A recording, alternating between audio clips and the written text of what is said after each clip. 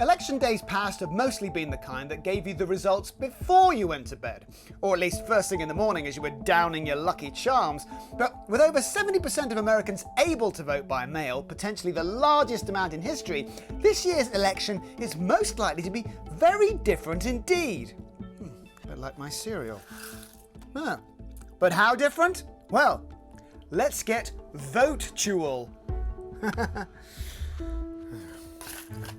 For decades, there's been a tradition shared by the big news networks: be the first to call the winner. They use data from models and exit polls in states that were more given to one party over another. But it's likely that this year, because less people will be voting in person and more by mail, you'll get wildly different poll results. And there'll still be the temptation by the networks to be the first to call the election, which could make for some very weird moments and only serve to underline, for some, a kind of imagined conspiracy happening even when it's not. The reality is that the big news channels will have to hold their breath, their patience, and their bulletins and wait. But for how long? A great number of states will receive ballots after the day of election, so it will take a few days or a few weeks to tally all the results. But every state has a deadline for certifying their votes. In California, all ballots must be counted and recounted by December 1st. By December 10th, state electors meet in their capitals to cast their presidential votes. Those votes are presented to the newly elected House of Representatives to be accepted or rejected in early January.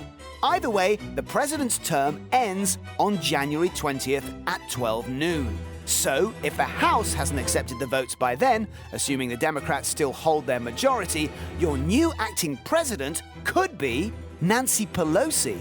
We could also experience the process getting mired in legal action. But if the results are more clear, like, say, a landslide for either candidate, then it might not take too long at all. So, whoever you vote for, help them out. Make sure you're registered and get your ballot in early. The system of voting by mail is super safe. Safer in many ways than voting in person. And allegations of it being rigged are just plain nonsense and scare tactics to make the turnout smaller and favour one party over another.